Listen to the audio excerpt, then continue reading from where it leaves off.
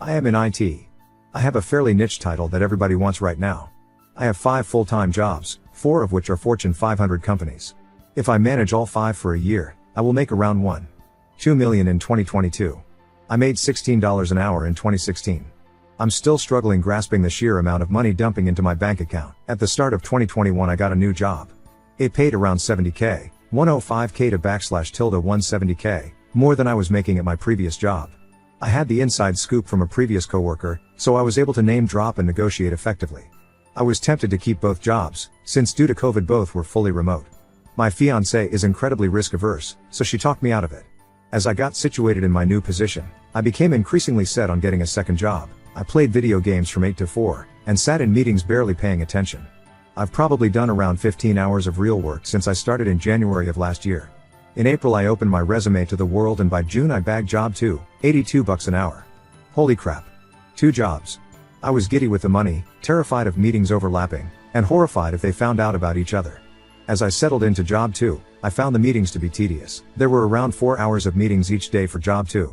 I suffered through them, agreeing to job 3, having never stopped interviewing. I just made my salary expectations higher and waited for something to fall in my lap. My thought process was that job 3, $90 an hour corp to corp, would likely replace job 2, as job 1 is a laughable cakewalk. However, since I am now in the position of power, I decided to try to flex it a bit. I told my project manager that the meetings were a waste of my time. They got nothing done, and they didn't contribute to my work at all. I now participate in an average of 45 minutes of meetings each week for job 2. Job 3 is also a cakewalk, around 1.5 hours a week of meetings, probably 5 hours a week worth of work. I continue to field any job that will hear my salary expectations. I am now saying $95 an hour is my salary expectation. Another corp to corp gig comes around, and the hiring manager loves me. Once again, being in the position of power, I am able to simply set my expectations with zero fear of the results. Given the scope of the work, my salary expectation is $105 an hour. The highest we can go is $100. Nope. They gave me my request. They then tried to push back my start date a week. I told them I had already gave my 2 weeks at my previous job, so they will need to pay me for the absent week. They hemmed and hawed. They tried to say no. I simply told them that I wouldn't work there then. They paid me $4,200 for a week that I didn't even sign in. I expected this job to fold quickly, as it's with a very prestigious company and there is quite a bit of spotlight on my role. It turns out that I haven't done fuck all since I started mid-October. At $4,200 a week to go to a stand-up each morning to say I have nothing to do since October / job 4 is somehow an even bigger cake walk than job 1. On Monday I start job 5. Initially having agreed to $115, I tried to press them for $127 an hour, but ended up at $120. This appears to be another job that I will just sort of expect to get fired from, but hopefully it turns into another easy $5K a week for doing jack shit. Let's talk about things that I think are working for me. 1. Be fearless. After all, once you get job 2 your risk absolutely plummets. It is ingrained in you to be terrified of getting fired. That fear can fucking die when you move into your second role.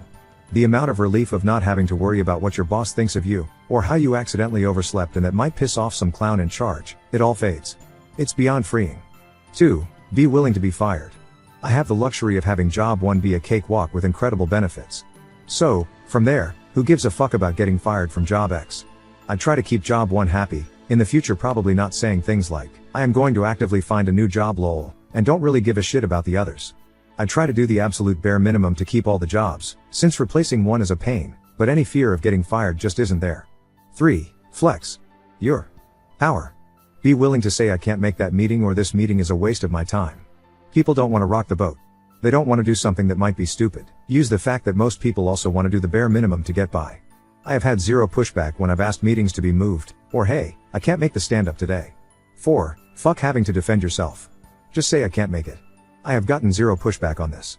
5. Use your power position in not needing to listen about the job that is offering that paltry $65 an hour. Recruiters have a range. Demand the range. If it doesn't fit $10 to $15 an hour more than your current job, tell them no. I eagerly accepted a role at $82 an hour 6 months ago. Christmas Eve I accepted a position for nearly 50% more than that. Flex your power. Job 2 takes the power out of your employer's hands and plants it firmly in your own. Use it to climb, grow, and make your life what you want. I have paid off all my debt already, bought a second house, will have enough money to completely revamp both houses by the end of February, and plan on snowbirding from Florida to WV for the foreseeable future at the ripe age of 35. Since this is all debt-free, maybe I will cut down to 2 jobs? Maybe I will just dump money into retirement. Starting your own S-Corp is fucking powerful, guys. Talk to a CPA. Maybe I don't really give a fuck?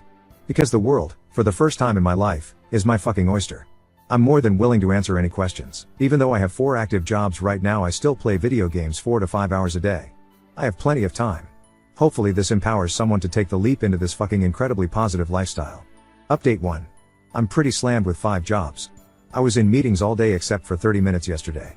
The goal is to make a bunch of money. If I can make a bunch of money and not slave away for 8 hours a day, that would be ideal. Keeping J1. It is the easiest, and the one that would probably never fire me. However, resume management is a huge part of this emo. I don't want to have some weird amount of time where I'm working 2 jobs according to my resume. The titles at both of the new potential jobs are also very good. I don't know. I haven't decided yet. The excitement does fade. I'm pretty used to the amount of money flowing now, and honestly it still manages to feel slow. LOL update 2. Hey everyone, I've had lots of people ask for an update and I got notified that it's my 10-year cake day today, so I'm feeling inspired to write up a summary of my last 4 months. I still have all 5 jobs. I've gotten a promotion at 1, a surprise extension at 1, and berated for not delivering anything at all at 1. When berated about a month ago, I simply yelled back that my job is hard and that poor communication from management has pulled me in many directions, and I haven't heard anything about it since. I've stepped my game up slightly to hopefully eliminate these chats in the future. I have had several large deliverables that have been pretty stressful. I tend to heavily procrastinate, which is honestly probably why I am good at managing multiple things. I inflict this on myself constantly. LOL, and that has led to some overwhelming moments. Thoughts like I should quit this job instead of deliver came to me pretty often, but that's pride talking. Fuck pride, fire me please daddy. So I've been continuing the trudge, trying to not allow the absence of good work and the looming concept of being let go get the better of me. I have a plan, I'm sticking to it.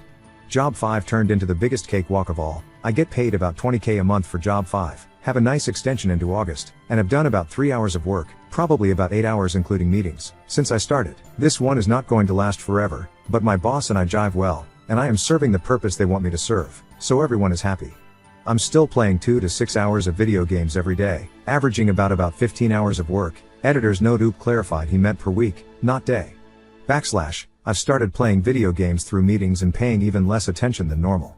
This is honestly probably pushing things too far, and I'll need to limit myself a bit better. Once again, I will be aggressive about answering reasonable questions. To the guy that asked if I would be a reference for him, I appreciate you shooting your shot, but JFC, give advice, or whatever. Please recognize that I am not some grand poobah of employment though. I am a trash employee who kind of lucked into a vein of IT that people don't know how to control yet. There have been a huge number of quality of life adjustments. My wedding is coming up and has been paid for completely in cash. I paid for 6 people to fly to it, helped my younger brother out with some cash. I tip like 100% at every restaurant we go to. I'm absolutely being more frivolous than I should if I was trying to be as efficient as possible, but it's fun as shit and I get to make other people have a good time too. Life is good. There was another dude in the previous post that was an SRE, site reliability engineer / and he just flat called me a liar because his job was so demanding. I think being an SRE is a place where you can chill, or inflict a ton of positive change if that's what you're into. I think the real secret sauce is knowing how to be a shitty employee without anyone really catching on, rather than being an SRE specifically. Update 3. Hey all.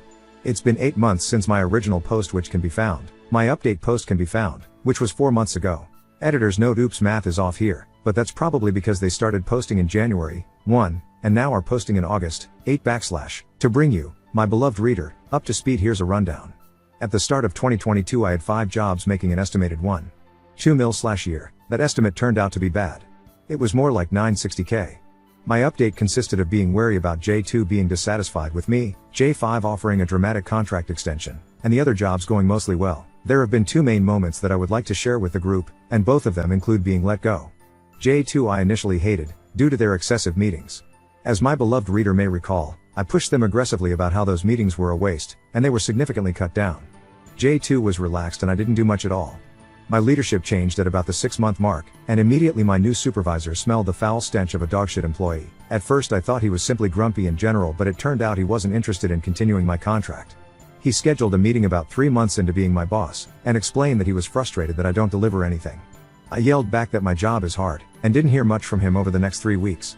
With no real warning, the contract company I was working through emailed me and told me I was no longer an employee with them, pack your laptop, yada yada. While you could say his comment about me not delivering was a warning, there was no actual talk of you aren't delivering well enough, if you don't improve you will be let go. If this was my only job I would be angry and poor. J5. I truly miss job 5. My boss used me as a scalpel occasionally after I met my initial goals. We got along amazingly well. I barely worked. She knew I barely worked. I got the weird crazy shit done that she needed a consultant to handle that an employee might get in trouble for. Truly an amazing gig. She said my contract would extend into 2023. Insert frowny face here. The economic downturn led to the money drying up for all consultants at this company, of which there were many, and I got about 1 week of notice, in the middle of a 3-week vacation I was on, that my job would effectively not be available when I got back. My boss reached out, apologized for the abruptness of it all, and we said our farewells. If this was my only job I would be angry and poor. This, to me, is why we do what we do. In one instance I got fired for being a shit employee that deserved to get fired. In the other my boss is exceedingly pleased with our working relationship, but the company chose to protect profits over giving a shit what the impact was to the individual. In both cases the company chose to utilize a safety net to protect itself. It has the luxury of shedding employees in order to protect the plans or financials of itself as an institution. OI allows individuals to develop their own safety net. It provides a solid "you fuck on me? I fuck on your" relationship with these employers that truly don't care, due to the nature of capitalism, profit focusing, and corporate mindset. It levels the playing field considerably. For those of you reading that suffer from a deranged moral compass that wants to bootlick for these abhorrent corporations that don't give a single flying fuck about you, I want you to consider the above 2 lessons. Very different perspectives, same exact result. As an overall life update, House 1 renovation is completely done, paid in cash. My Tesla has been purchased and received, paid in cash. I took a lavish vacation overseas and paid for 10 people to go, paid in points for travel, cash for the Airbnbs. House renovation 2 is set to be paid for and will hopefully begin at the start of this year. In essence, I have shrunk down about 10 years worth of goals to about 10 months. With the 3 current jobs I make just under $600K, and I start a new job 4 this week. As always, I am pretty much willing to answer any question that doesn't dox my ass. I am a huge advocate for this mechanism of changing your lifestyle and your life goal timelines, and I hope to convince at least one more person to take the leap. Update 4. Hey guys, this is the 4th iteration of my Path of OI. I started in about June of 2021 and have been updating semi-frequently since January of 2022. A bunch of you have asked for more updates, so here we are. For clarity, I will refer to all jobs by the number that they were received. As an example, J2 will be referred always as J2, though I am no longer employed there. J1 still going great, just got $50K dumped into my bank account as a bonus. Just got vested in all ways that I can get vested. The meetings are starting to increase due to team size and responsibility increases, but it would be pretty hard to beat the benefit/vacation/pay all in one, so I will probably keep it even if I have to drop down to 2 jobs. Ike. What the hell do I care? I'm a huge advocate for being dynamic, so we will see. J2, fired. They figured out I sucked after about 10 months. I did, in fact, suck. Oh well. J3, fired. The workload was pretty easy, but getting that workload done was misery. So many requests. I'm talking 7 individual requests to 6 different teams to get an alert created. Absolute ass. Sad that I sucked for my super cool boss, but that's really the only negative. Lasted for about 1 year. J4 going strong, and I hope it never goes away. I do absolutely fucking nothing. I have 4 30-minute meetings on my calendar. I go to 5 of them. I am on call, but I have been called a grand total of 3 times, and those wake-up calls are literally the only thing I have contributed. 245K so far to do damn nearly literally 0 things. Hilarious. I fucking love J4. J5, as you may recall, I loved J5. My boss and I got along marvelously. Due to the economic downturn I had to say goodbye, but she called me and I'm back. Whoop whoop. Start date is in a few weeks. Hell yeah, these wings are apparently unmelting back to wings as a plummet to the earth. Rad. J6 sucks so bad. I was there for about 2 months. 120/H. They were just unsatisfiable. My go-to is to impress the shit out of them up front and fade away into the ether. Well, these guys just refuse to be impressed. Whatever. They paid me $40K to be frustrated and annoyed for 2 months. Worth. J7, this job just started, and I was brought on as a large group to another company to facilitate some SRE-focused changes. Good. Fucking Lord. This team is a joke. A sham. A terror to all things agile. Leadership is non-existent, we have no access requests get denied, stories get deleted and are called confusing, but that confusion isn't explained or corrected. I fully expect this job to just completely collapse. Who knows? Who cares? That's the rundown. If you're keeping track, that's effectively 4 jobs currently. I was down to 2 for a few months. It was honestly kind of relaxing. I'm still trudging along, just raking in money. My financial advisor loves planning shit with me, as I am pretty open to whatever, I'm young, and I've got a fuck ton of money coming in. Between my wife and I we made about 880k last year. On that note, holy fucking fuck taxes. Bruh. I'm about to send a goddamn house worth of money to the IRS. My CPA is still working on it, but the Fed is gonna get like 200k from my ass. Obviously worth, but holy cow. I think I paid like 23k in Fed taxes for the 2020 year. Crazy shit. With the 2 W-2 jobs and my wife's W-2 job, we have a good amount in taxes paid already, but I'm still gonna write a 130k check or some nonsense. Brutal. As part of my life advice column, don't forget to save for taxes if you have your own corporation. I was living the high life with 5 jobs. I could save up 200k in about 2 months if I needed to, but jobs don't stick around forever. Don't count on them. Just put it in a decent savings account and keep that shit. Life in general, life is pretty good. I have a solid retirement plan set up.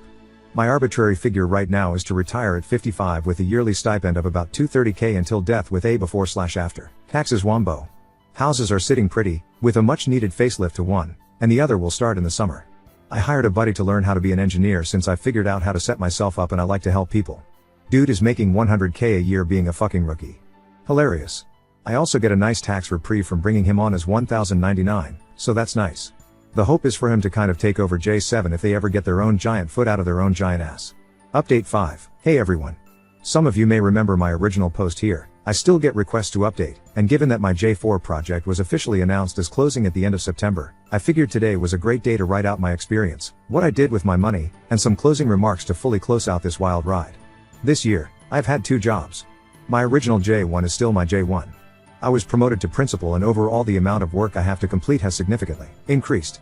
While I don't care about companies at all and believe that pilfering as much money from them for as little work as possible is not only morally right but absolutely appropriate given they do the inverse to us every day, I do care very much about the individual people I interact with daily.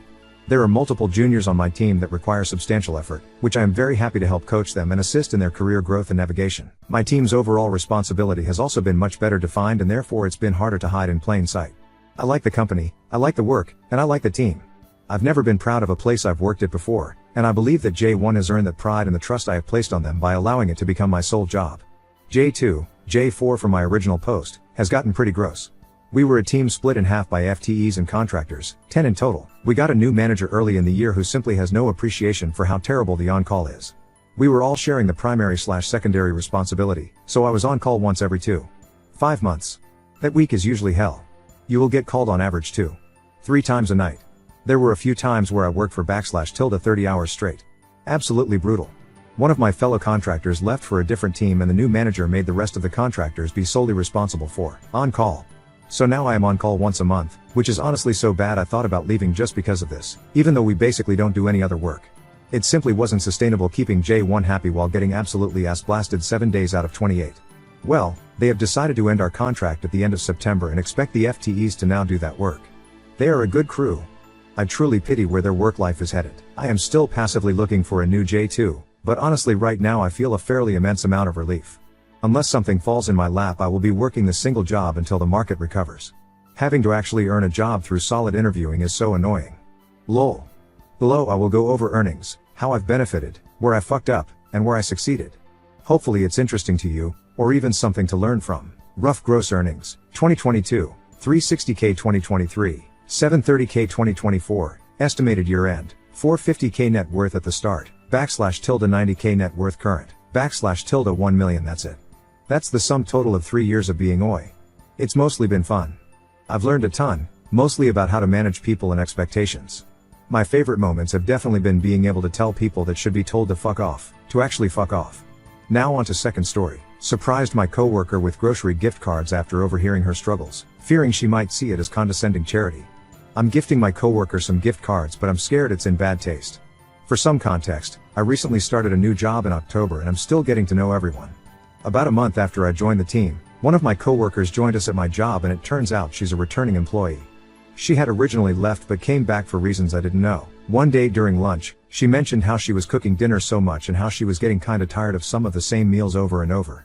Some other coworker suggested trying new recipes but she said it has to be enough to feed a pretty big family. She then mentioned that her husband recently lost his job and is in the search for a new one but he's not having the best luck.